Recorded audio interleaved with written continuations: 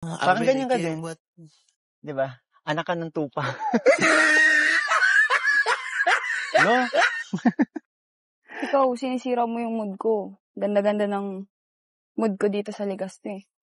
Bilisan mo naman, ang bagal mo. Ganyan ba talaga pag tumatanda na mabagal naman? Pasaway ka, busog talaga. Kakakain lang natin kaya. Hindi, sabihin mo, tumatanda ka na. Parami lang kain ko. Nahihirapan ka ng tumakbo. Diba na? Pareho ang nadarama, ito ba ang simula? Di na mapipigilan pag-ibig na ito. Grabe! Kinabahan ako nung ano.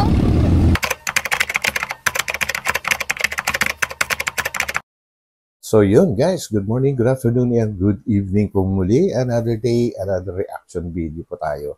Ito muli ang inyong lingkod, Batang Elio, and ang bibigyan naman po natin ngayon ng reaction guys ay ang May Chris, kung saan ay nagkaroon na naman po sila ng kulitan at kantahan sa Legazpi, kung saan ay nagkaroon sila ng side trip sa isang park na napakaganda po ano.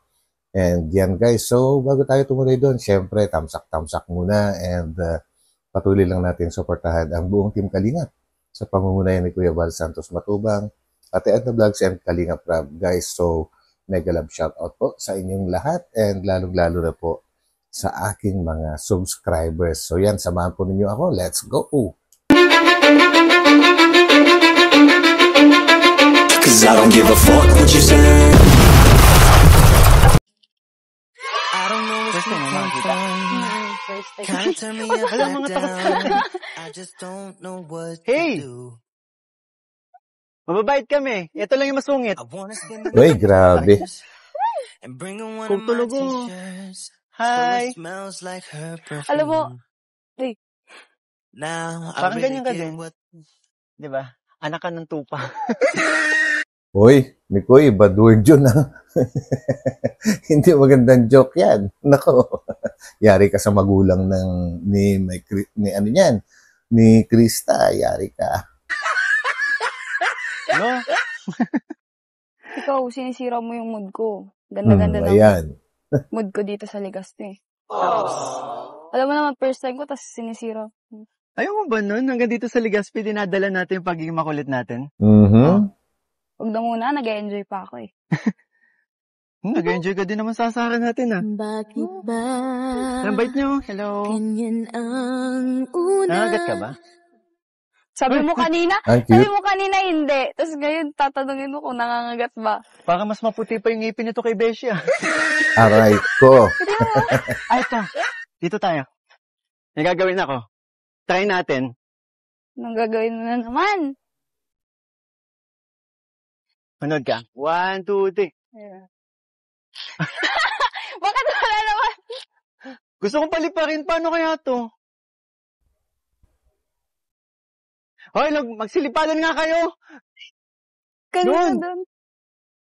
Hoy. Tapo ko. Tara. Pwede yan. Doon tayo. Bilisan mo Ang naman, ganda ang na bagal lugar mo. guys. Actually guys, sa dinami-dami po ng mga bansa na narating natin dahil po sa trabaho ha, hindi po sa pagliliwaliw dahil sa trabaho. Yun, I just want to make it clear. Ang dami na nating napuntahan, siguro nasa 65% na ng mundo na ikot na dahil sa trabaho. Pero sa Pilipinas guys, kokonti pa lang talaga yung nararating ko. And Bicol, yan, isa sa mga nasa bucket list ko. And hanggang ngayon, hindi pa rin natutuloy. Gawa ng, grabe po, busy guys. And ito yung mga gusto kong marating, mga nature na ganito. Ano bang lugar ito guys? Pa-comment naman po. Ito ba ang wildlife po ng Bicol? Kasi dito sa Quezon City, meron din pong wildlife kung tawagin. Yan. Yan ba talaga pag tumatanda na mabagal naman? Pasaway ka, busog talaga. Kakakain lang natin kaya. Hindi, sabihin mo, tumatanda ka na. Parami lang kain ko. Nahihirap. Aminin mo na, tumatanda na talaga. Ba't ganun tumakbo? Diba na? Uy, antay! Pagod. Ilang taon ka na ulit? Aray ko. Pero sa'yo, di ba hanggang dito ba naman? Bawi. Tinatanong lang ito. Wala naman yung sama sa sinabi ko. Sa'yo lang naman ako kasi ang bagal mo kasi tumakbo. Usog, Mhm. di ba? Ang dami ko nakain kanina. Grabe. Oo na. Kaya nga. Sayang, no? Mm. Hindi kita yung buong mayon. Kaya nga sayang. Yung mga puno pero yan. Tsaka maulap. Mm. Alam mo ba? Kapag hindi, kasi ako ilang beses na nakapunta dito. Mm. Nakikita ko yung mayon, yung buong mayon. Pero ngayon kasama lang talaga kita. Tingnan mo naman. Natatakpan ng ulap. Alam mo ba, meron kasing kasabihan yan. Ano kasabihan? Kapag yung gustong makakita sa mayon ay may balat sa puwet, hindi talaga magpapakita. Siguro may balat ka sa puwet. Grabe. Mukhang hindi na naman ako na-inform. Kalingap Mikoy. Binago na pala ang kasabihan. Sa pagkakaalam ko, kapag daw mabuti ang kalooban ng isang gustong makakita sa Mount Mayon na yan, ay Mayon Volcano. Yan. Kapag daw malinaw or walang nakaharang na mga ulap, ay mabuti daw ang kalooban ng gustong makakita. Pero binago na pala. Kalingap Mikoy, di mo lang ako na-inform. Alam mo, nagkataon lang talaga siguro na hindi nagpakita yan. Balat sa puwet. Hindi kasi, bawal magpakita ang mayon sa mga maldita. Mabait kasi ang mayon. Ay, grabe. Kaya ako. Talaga? Oo. Pagtulog. Oh, ayan na naman. Kilay mo na. Alam ko na. Since musical tandem naman tayo, and first time natin makabisit dito sa Albay, Tama. ba't di kayo magkantahan na lang tayo? Yan. Tama. Yan dapat. May song ka na ba? Meron. Game. Ay, makakanta kayo ako. Busog ako eh. Kaya mo yan. Di maalala paano nagsimula. Ikaw ang laging nasa isip ko, bawat araw laging ikaw ang aking nakikita. Ano ba ang nadarama ko tuwing ikaw ay kasama? Ganyan din ang nadarama ko tuwing ika'y lalapit sa akin. Ako'y parang natutulala. Mhm. Di ko malaman ang sasabihin ko. Pag-ibig na kaya, pareho ang nadarama, ito ba ang simula? Di na mapipigilan pag-ibig na ito. Sana di matapos ang nadaramang ito. Pag-ibig na kaya ito. Oh, pagkat nararamdaman, pag-ibig na. Natagpuan. Okay Malalaman mo lamang ang nararamdaman na ako'y magiging ikaw, damdamin Grabe, ang ganda talaga ng lugar, guys. magsama. Laman ng puso ko'y ganyan din. Ikaw ay narito na sa akin. Hindi ko hahayaang mawalay. Dito ka sa aking.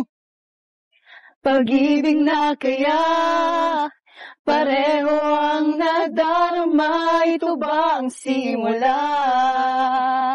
Di na mapipigilan pag-ibig na ito. Sana'y di matapos ang nadaramang ito. Pareho ang nadarama, ito ba ang simula? Di na mapipigilan pag-ibig na ito. Sana'y di matapos ang nadaramang ito. Pag-ibig na kaya ito. Pag-ibig na kaya ito. pagkat nararamdaman pag-ibig na natagpuan. Ang ganda. Guys, matanong ko lang, no? Ito bang mini chapel na ito ay meron ding historical din po ba ito? Kagaya nung simbahan na nasa harapan po ng Mount Mayon. Pa-comment naman po kasi parang ang ganda rin niya and mukhang luma na rin. Or design lang ba ito sa park na pinuntahan nila? Ganda. Oh, dandelion, the strength that you've shown, stronger each year. Look how we hold on to the... Ayan po mga kalingap. Chill-chill muna kami dito. Yes po. Ang ganda ni Ma'am Jack, guys, no? Habang nagpapalipas ng oras, nag-enjoy sila dun, no? Dun po yung tatlong natin, tandem and love team. Ganda dito, grabe. Sa pagpahangin. Nakaka-relax po dito mga kalingap. Ayan Ayun. sila po. Ayan. Ayan sila. Ay, ganda. Kuya! Ate. Okay lang. Hey! Ayan sila po. Si Papa Joms. Hey! Shoutout. Nakasama ng malasa. Ayan. Grabe. Kinabahan ako nung ako yan. Paano yan? Sa amin. Papa Joms po. Hey! Si Carla, ito guys, si Carla. Hey! Nandun pa rin yung yung excitement namin every time na nag-ATV kami. Even though hindi na ito yung first time, pero grabe. Ito mga first time. For sure nag-enjoy ka. Sobra. In-expect mo ba or nag-exceed pa yung expectation mo? Sobrang nag-exceed pa. Yun, guys, ang pinaka-the best, kumbaga, expectation versus reality. Kung saan ay talagang namang sumobra pa. Kasi sa expectation nila, yung naranasan nila dyan, yun ang the best. Expectation. Ang saya, sobra guys. Papa Kel! Hey! First time ko. First time mo, Kel? Yeah. Ikaw din? Excited ka? Hindi. Madami na. Grabe namang helmet yan. Ano ba yan? Hey! Oh, hindi naman kay Coco. Ang roro. Kami kasi walang orange pero we're gray. Uy, kinakabahan ka? Uy! Kinakabahan ka? Huwag bayaan mo yan. Mga tig-iisa daw. Ito si Coach. Uy, grabe po. Ikaw ang kailang... Ang sarap po nung dinadrive ko. Sa inyo daw po kasi 150 lang. Sa akin 200 yan. Doon, sisi. Biga. Ay, lakas. Natapot nyo. Oo. Ganda ihataw. Bro, kaya nabibitin pa ako. Actually, guys, pagka tinititigan ko si Krista, kung hindi mo siya kilala or hindi mo pa napapanood yung mga videos nila, hindi mo iisipin na 15 or 16 lang si Krista eh. Parang na to eh. Sobrang matured na yung kanyang itsura po, Talagang dalagang-dalaga na, kumbaga, buo na yung kanyang pangangatawan. Yun. Bro, Oo, bitin pa. mahaba-haba pa. Kaya nga eh. Ganda. Okay. Ganda.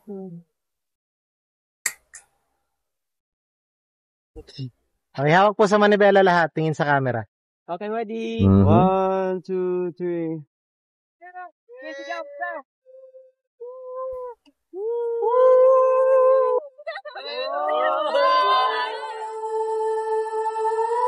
Sarap buhay. Matatapos ngayong araw na puno ng saya. Kahit na mapagod, ang mahalaga naranasan nila ang mag-enjoy na bihira nilang maranasan. Sa travel namin na to sa Albay ay naipon namin ang masasayang alaala na hindi namin makakalimutan. At sigurado madadagdagan pa ito dahil sa loob ng ating tahanan nandoon din ang aming mga pangarap. At isa na doon ang makapasyal sa iba't ibang lugar. Yun. Pero syempre, priority pa rin nila ang kanilang pag-aaral. Kaya maraming salamat po sa patuloy na pagpasok at pagtangkilik sa ating tahanan. So yun, guys. Actually guys, ang sinadya po talaga nila kaya sila pumunta dyan sa Legazpi ay ang makuhanan po ng passport sina Krista, at saka yung mga iba pa si Beshi, yan, si Mang Jun, and si Angelica. Yan guys, so sa kasamaang palad ay medyo nagka-problema si Krista at saka si Mang Jun sa kanilang documents mo, no? Medyo may kulang yata, pero babalik naman po sila para ayusin ulit para sa ganun ay makapasa sila and makasama sila sa mga trip abroad ng Kalingap. So yun guys, and syempre may side trip kasi nag-overnight po sila dyan sa lugar na yan. And ito nga nag-enjoy din sila, hindi lang basta sa DFA ang kanilang pinuntahan. Yun ang maganda sa Kalingap guys. And sa Mike Chris, yan, pagpatuloy nyo lang ang inyong ginagawa po. Marami kayong nai-entertain, maraming sumusuporta sa inyo. So, ayun, alam nyo na kung anong dapat nyong gawin. Yung mga bashing, huwag nyo ituring na laging masama. Kumbaga, maghanap kayo ng kapupulutan ng aral kung yung bang mga nambabash na yun. Hindi ko sinasabing maganda ang bashing guys. Pero pwede kayong pumulot doon ng aral kasi yung iba hindi lang alam kung paano sabihin yung kanilang nararamdaman po siguro yung kanilang mga pagki-care ay napupunta na lang sa pambabash. Kumbaga parang nami-misinterpret yung iba. So yun, hindi ko pinagtatanggol ang mga bashers. No, never. Galit ako sa bashers, guys.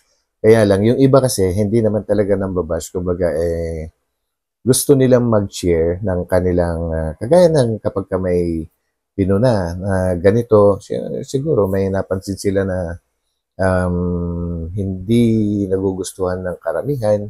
So, ituring nyo yun na, para lalong gumanda yung inyong samahan. So yun guys, yun lang naman ang aking masasabi. Ito muli ang inyong lingkod, Batang LU, and abangan nyo po ang aking susunod na upload. So yan, God bless po sa lahat and magkita-kita po tayo ulit. So, bye-bye.